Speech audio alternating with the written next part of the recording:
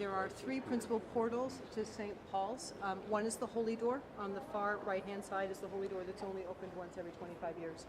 The central portals were made in 1931. They are actually quite beautiful. They're by a man named Arturo Mariani, and it's a use of bronze panels with a little bit of silver inlay. And got the group right in front of us, so we'll see it from the inside instead of from the outside, because I'm going to go in through these doors. With this silver inlay, and it shows the stories of St. Peter and St. Paul complementing each other on either side. So you'll see the one where there's the silver in the center. You can actually see it shining. It's panel second and third from the bottom. There'll be Christ in both panels. One will be Christ giving the keys to St. Peter, and the other one will be Christ at the conversion of Saul. And that brings me to a point that is profoundly important in the history of Rome.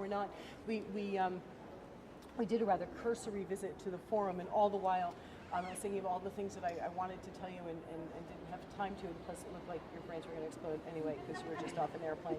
I was afraid, I don't know if you remember that Monty Python sketch when it's like, just one more little waffle, one more, and then the guy explodes. Yeah, sometimes I feel like I'm doing that with people's heads.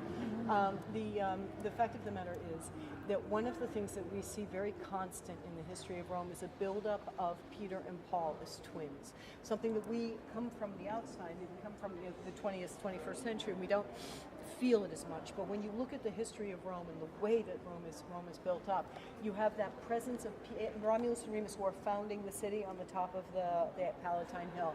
Then we have Castor and Pollux, the twin men become gods who are venerated in the middle of the Forum.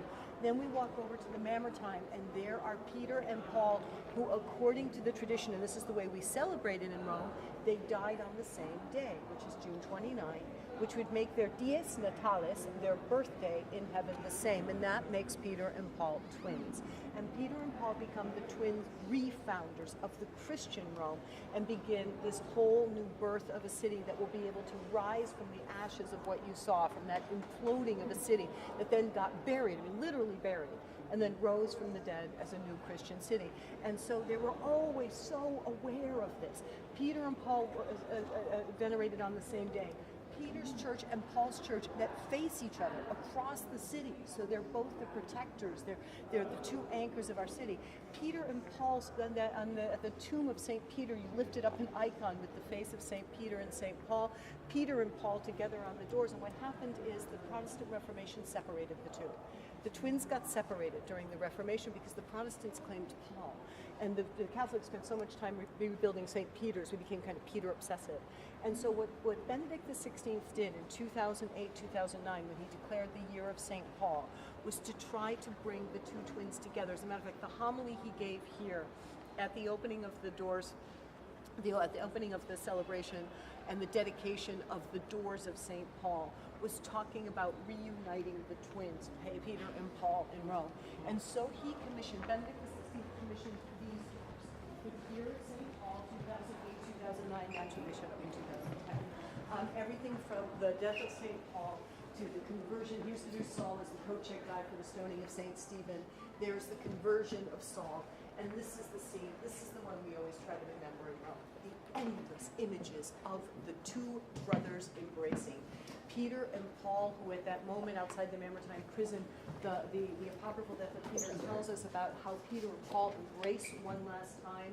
Goodbye to you, fisher of men. Goodbye to you, doctor of the Gentiles. We'll be together soon. So this wonderful sense of friendship, companionship, and unity, the collegiality, to use the modern speak.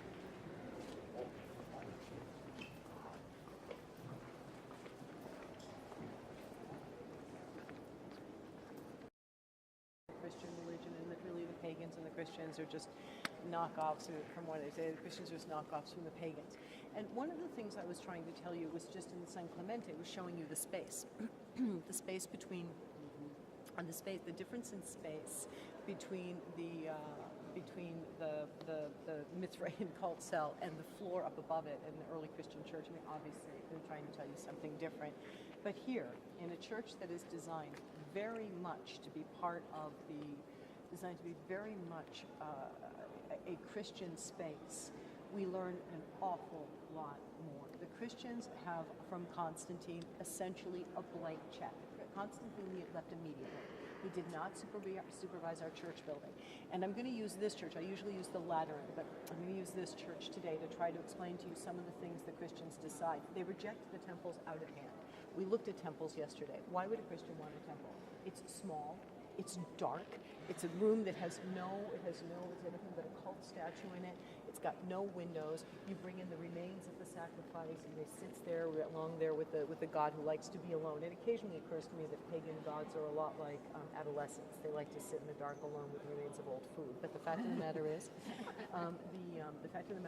those small dark rooms with pagan god cooties are not going to work for the Christians. The Christians find these secular buildings that the Romans are using.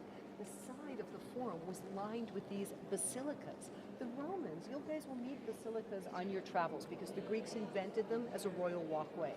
They go all over the Hellenized part of the Mediterranean. Everybody uses these things either as meeting halls for a king or shopping malls. The Romans bring the basilica in. Think about it. If you put like little walls here, it would be like every shopping mall you've ever been in. Central Lightwell and little cubbyhole shops off to the side. The Romans love it. The Romans open up doors all over their basilicas because, like a good shopping mall, it's important that you can access it from all the garage so that you're encouraged to shop. And the Christians look at the building and they realize two things. One, it's religiously neutral, so it's not gonna imply temples or anything. Two, a basilica can have an axiality. It has a direction. So the Christians get rid of all the extra spaces, all the extra entrances on the side. They create one entrance, and they create a forced path and a forced route that you march down. That axiality, the idea of a path, the idea of a way, the idea of a direction is profoundly important in early Christian churches.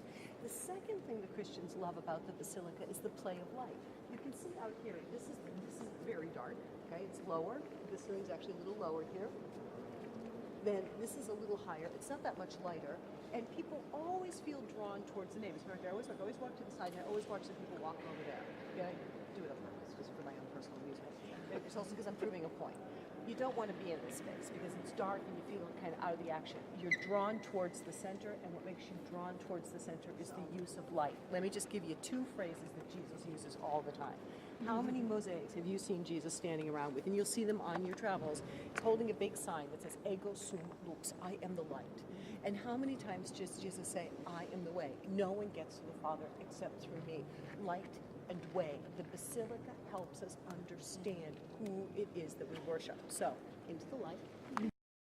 Thank God they didn't get any of the abstract expressionists to do the doors. Yeah. Don't you worry, I'll find you some before it's all over.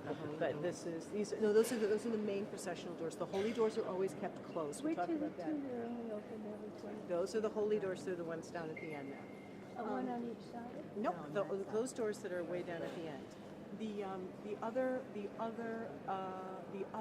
thing about this church is, as I was telling you, the donations to make this church happen come from many different sources, and one of the most interesting ones come from Egypt.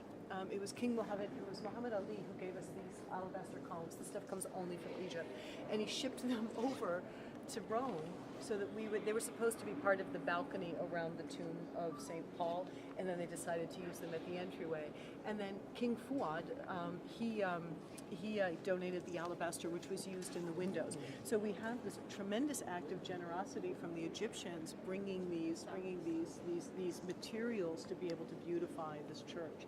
Now I'm going to show you the older doors, what were once the main doors. It tells you a lot about the size of this church. It changed very dramatically in scale and in height when they rebuilt it. These are bronze doors made in Constantinople. They come from Turkey. In 1070, when these were made, the only place in the world where you could get bronze doors was in Turkey. The man who paid for them was Pantaleone. He's the little guy he's that little sort of nub at the feet of Jesus over there. He was a merchant from Amalfi. Amalfi was a very, very, very wealthy, tremendously successful merchants. Pantaleone paid for doors for the Cathedral of Amalfi, St. Paul's outside the walls, and for the Abbey of Monte Cassino. And he sent all three sets of doors. He also brings over the bronze in Monte Cassino. They also bring over the bronze workers. So eventually, the great tradition of bronze doors was revived with these.